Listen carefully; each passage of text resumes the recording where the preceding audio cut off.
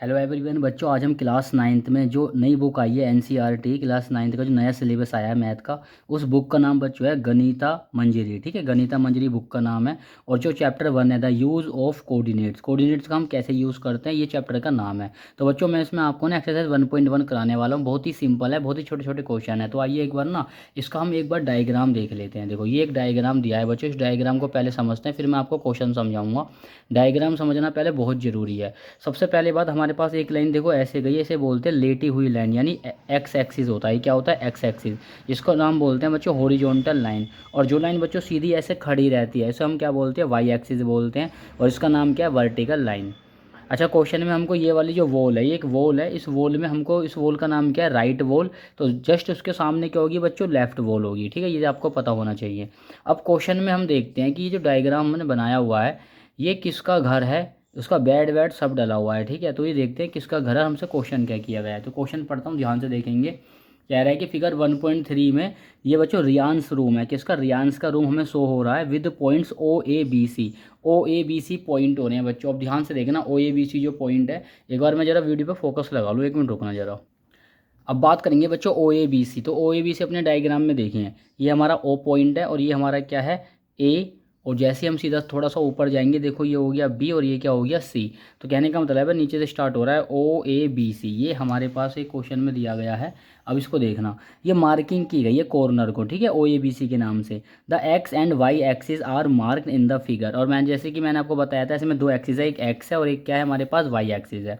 अब answer the flowing question. पहला question जो आपसे पूछा है, पहले क्वेश्चन को देखना। कह रहा है कि D1 और R1 रिप्रेजेंट करते हैं डोर को। दोबारा सुनो, इफ़ D1 और R1 जो पॉइंट है वो रिप्रेजेंट करेंगे डोर को, रियांस रूम के। How far is the door from the left wall. ये कह रहा है कि जो डोर है वो लेफ्ट वॉल से कितनी दूरी पर है?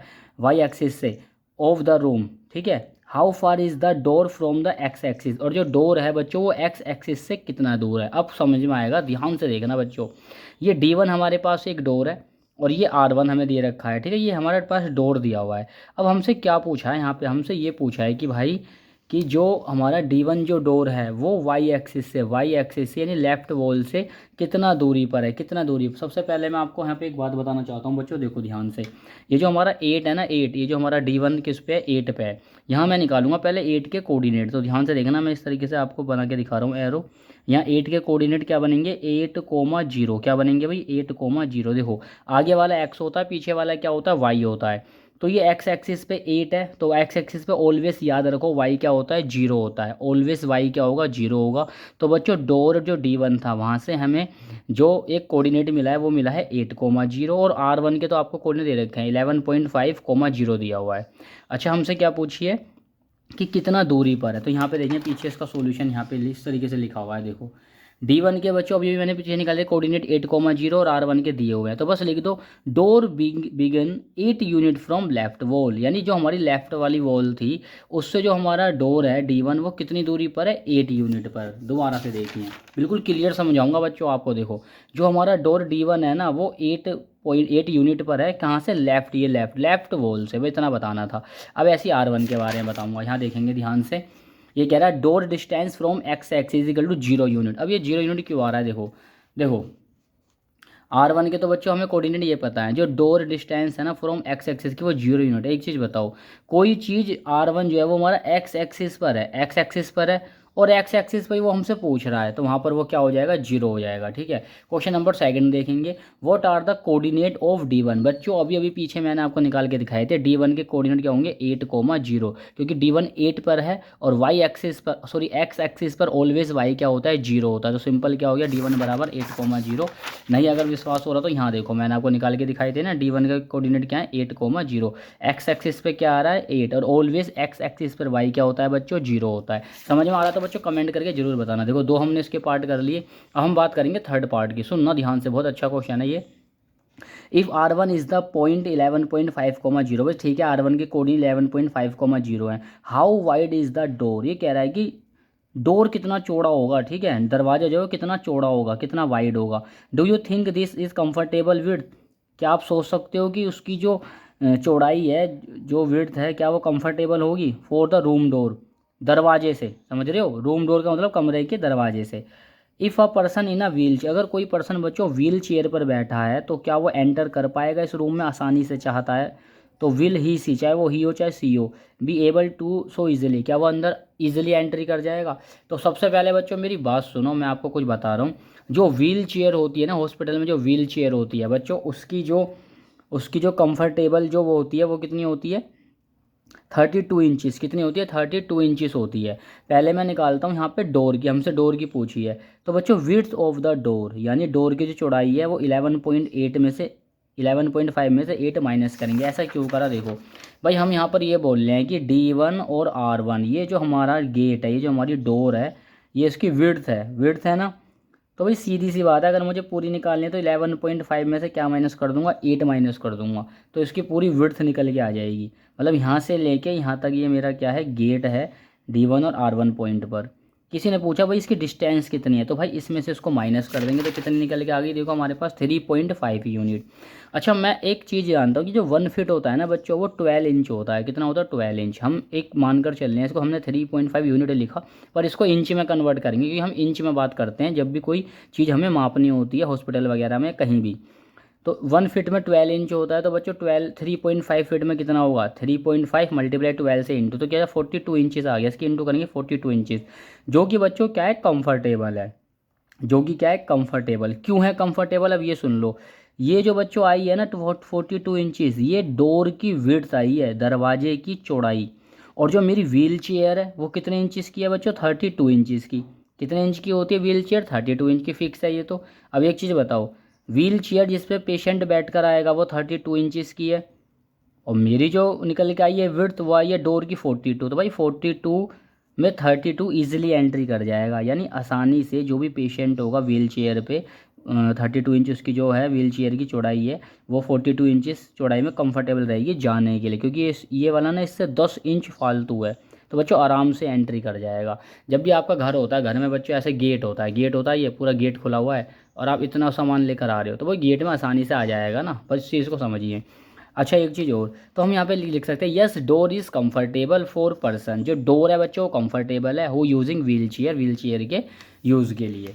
तो बच्चों आई होप ये क्वेश्चन आपको समझ रहे होंगे। अब इसका एक लास्ट क्वेश्चन है, ये अभी फिनिश हो जाएगी एक्सरसाइज पूरी। देखो इसका लास्ट क्वेश्चन क्या है, इफ़ B1 हमें जो दे रखा है 0,1.5, B1 के ये कोऑर्डिनेट और ये B2 के 0,4 कोऑर्डिनेट है, represent the ends of the bathroom door. ठीक है, बाथरूम डोर को रिप्रेजेंट कर रहे हैं। बाथरूम डोर नैरोवर और wider than the room door, कह रहा है कि जो बाथरूम डोर है वो कितनी ज़्यादा चौड़ी होगी रूम डोर से। तो बच्चों डायग्राम पे आ जाते हैं फटाफट, यहाँ देखेंगे। पहले देखो अपना B1 B2 है कहाँ पे, ये रहा भाई, ये रहा देखो, ये B1 है और ये क्या है हमारे पास B2 है। ये B1 है और ये क्या है हमारे पास B2 है। यही हमारी क्या है, एक विड्थ दे रखी है किसकी, बाथरूम की। क्वेश्चन को जब ध्यान से पढ़ोगे तो और समझ में आ जाएगा। ठीक है, लिखा हुआ है ना कि B1 और B2 रिप्रेजेंट करते हैं बाथरूम डोर को, तो बाथरूम की लेंथ दी। अब देखो B1 के ये रहे कोऑर्डिनेट, B2 के ये रहे। जब भी आप बच्चों विड्थ निकालोगे ना बाथरूम की, तो आपको क्या करना है, देखो अब ध्यान से सुनना, यहाँ समझने वाली बात है। ये 0, ये तो हमने निकाले हैं, देखो सुनो ध्यान से, कोऑर्डिनेट भी तो निकालने आने चाहिए, कोऑर्डिनेट निकालना सीखो पहले। देखो ये B1 है, ये B2 है, भाई दोनों ही वाई एक्सिस पे हैं, तो सीधी सी बात है वाई एक्सिस पे हैं B1 और B2। तो अगर मैं B1 के निकालूंगा कोऑर्डिनेट, तो बच्चों वाई एक्सिस पे एक्स एक्सिस ऑलवेज क्या होगा, 0 होगा। तो यानी पहले एक्स एक्सिस वाला आता है फिर वाई एक्सिस पे तो ये 1 है, और वाई एक्सिस पे ऑलवेज एक्स हमारा क्या होगा, 0 होगा। तो बच्चों ये क्या हो जाएगा, 0,1। देखो यहाँ पे इस हिसाब से हमने यहाँ पे लिख रखा है 0,1.5। अच्छा 1.5 क्यों है, सुनो आप बुक में देखना डायग्राम, ये थोड़ा सा ना 1 से थोड़ा सा आगे है, तो ये 1.5 है और एक्स एक्सिस यहाँ 0 बनेगा। अब मैं निकालूंगा B2 के कोऑर्डिनेट, किसके निकालूंगा, B2 के। तो पहले हम यहाँ पे देखेंगे B2 के कितने कोऑर्डिनेट है हमारे पास, 0,4। अच्छा क्यों है, देखो ध्यान से भाई, B2 मेरा फिक्स है, वाई एक्सिस पे कितना है, 4 है। ठीक है, B2 के कोऑर्डिनेट निकालूंगा तो भाई वाई एक्सिस का तो मुझे पता चल गया 4 है, लेकिन इस पे एक्स एक्सिस क्या होगा, ऑलवेज 0 होगा, और एक्स एक्सिस हमारा कहाँ आता है, पहले आता है। तो बच्चों ये क्या हो जाएगा, 0,4 हो जाएगा। तो यहाँ से B2 के भी हमने कोऑर्डिनेट निकाल लिए।